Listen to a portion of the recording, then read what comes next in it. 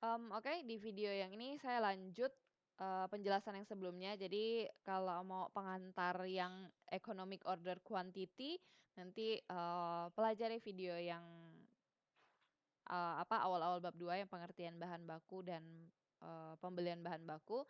Nah, kalau untuk yang ini saya fokusnya ke economic order quantity dan materi selanjutnya. Oke, economic order quantity seperti yang saya sampaikan sebelumnya adalah jumlah persediaan yang harus dipesan. Jadi berapa sih barang yang harus kita pesan dalam periode tersebut.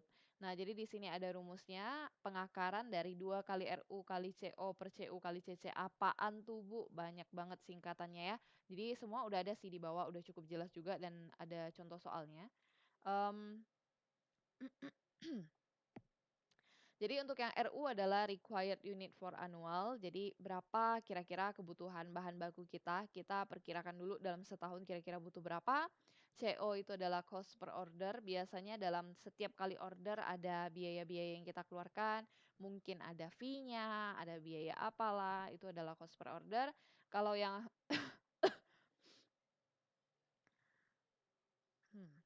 CU itu adalah cost per unit, itu adalah, harga barangnya per unit masing-masing harganya berapa, beserta juga dengan biaya angkutnya. Jadi memang per unit harganya. Kalau yang ini adalah carrying cost, itu adalah biaya penyimpanan, biasanya dalam bentuk persentase. Jadi ini udah ada, kalian perhatikan dengan contoh soalnya aja, mungkin lebih paham kalau pakai contoh soal. Oke, di sini ada contoh 2.2. PT Montana pada tahun anggaran 2017 membutuhkan bahan baku sebanyak 240.000 per unit. Jadi dia pakai periodenya itu di tahun 2017 memperkirakan, oh ya kayaknya di tahun 2017 akan butuh bahan baku sebanyak 240.000 unit. Nah, harga untuk perolehan bahan baku per unit tersebut adalah 2.000 rupiah per unit. Jadi nanti dikaliin aja dengan, total unitnya tadi yang dibutuhkan 240.000 unit. Kalikan aja dengan harga bahan baku per unitnya 2.000. Nah, setiap kali melakukan pemesanan akan dikeluarkan biaya 150.000 seperti yang tadi saya bilang. Oh mungkin, ada biaya fee-nya lah, misalnya kalau kalian, pakai online shopping kan biasa ada tuh tiap kali, misalnya melakukan pembelian, oh iya ada dipotong fee ya, misalnya kalau bayar tagihan ada dipotong fee ya, misalnya 2.005. Nah itu kan pasti selalu ada biayanya. Sedangkan biaya penyimpanan dihitung 25%. Nah ini yang, saya maksud tadi dari yang, persentase di sini carrying cost percentage. Oke. Yang diminta yang pertama adalah berapa sih jumlah pemesanan yang paling ekonomis EOQ-nya, yang B adalah berapa kali pemesanan harus dilakukan dalam setahun. Jadi, kan economic order quantity kan menunjukkan berapa sih jumlah yang harus kita beli selama tahun tersebut. Kalau ini berarti tahun 2017. Jadi, di tahun 2017, berapa sih yang harus saya pesan gitu. Jadi ibarat sekarang kita 2021. Jadi kita ingin menentukan anggaran tahun depan 2022 itu kira-kira berapa, jumlah persediaan yang saya butuhkan sepanjang tahun, itu adalah economic order quantity. Nah, persediaan kita butuhkan sepanjang tahun, nggak mungkin misalnya sepanjang tahun 2022 tahun depan, kita memperkirakan kita butuh 2 ton bahan baku.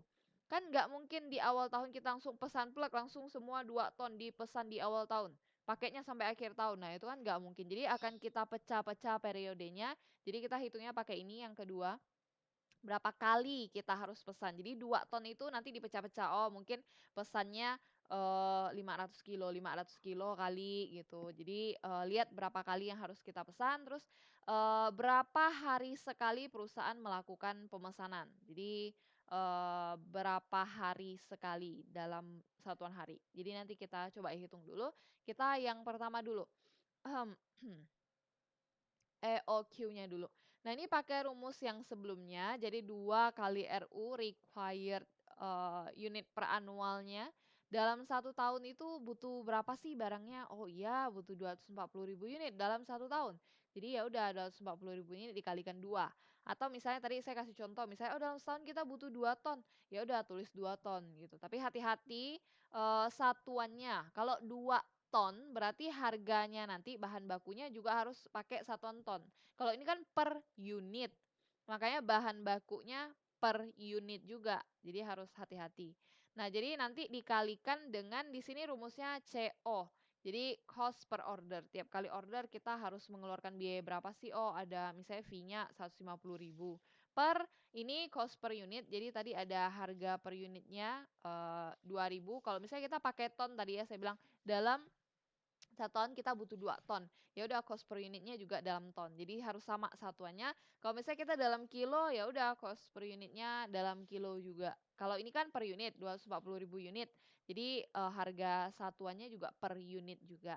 2.000 dikalikan tadi yang carrying cost 25%, terus dikali-kali-kali, terus diakarkan dapatnya 12.000 unit. Nah jadi, apa namanya, berapa sih dalam economic order quantity dalam apa namanya, yang harus kita pesan, setiap kali kita pesan itu 12.000 unit untuk memenuhi 240.000. Ingat dalam setahun kita butuh 240.000 unit produk.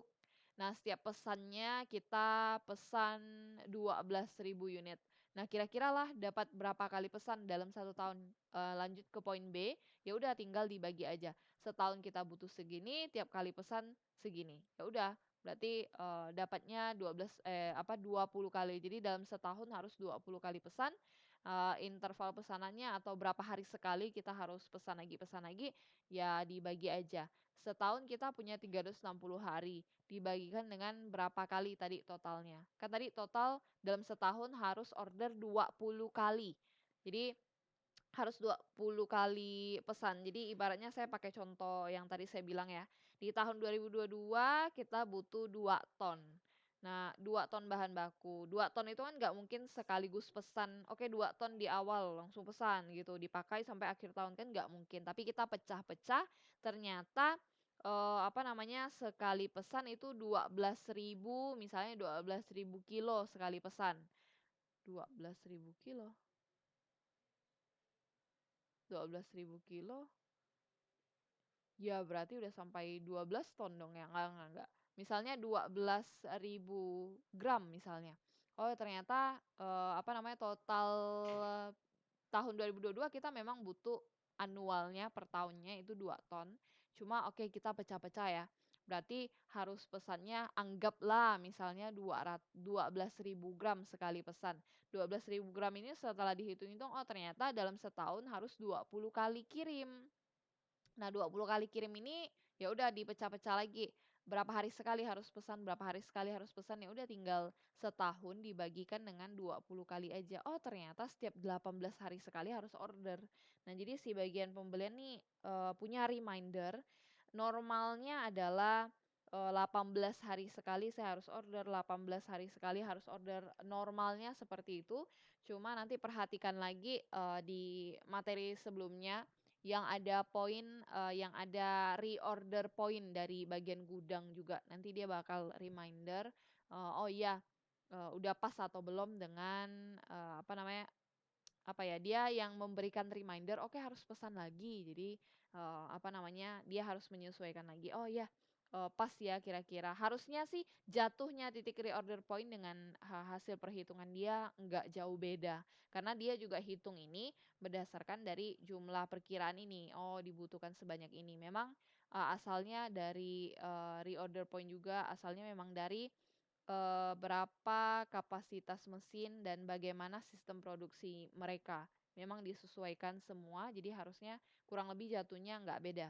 Bagian, departemen pembelian, hitungan departemen pembelian dengan, bagian gudang tadi. Nah, ini untuk yang bagian penerimaan pembelian ya, seperti yang saya sampaikan aja, sebelumnya harus dipaskan barangnya udah sampai sama nggak dengan yang dipesan, jumlahnya sama nggak, kualitasnya sama nggak, ya udah kira-kira seperti itu aja sih untuk penerimaan pembelian. Selanjutnya nanti kita masuk ke apa, perlakuan biaya angkut. Nah, ini sebenarnya perlakuan biaya angkut, terkait dengan penjurnalan aja, ini akan dipelajari lagi, lebih dalam, untuk penjurnalannya itu akan dipelajari lebih dalam di bab selanjutnya, terutama bab yang kita bahas tentang biaya overhead gitu. Cuma, ya ini bahas sekilas-sekilas aja.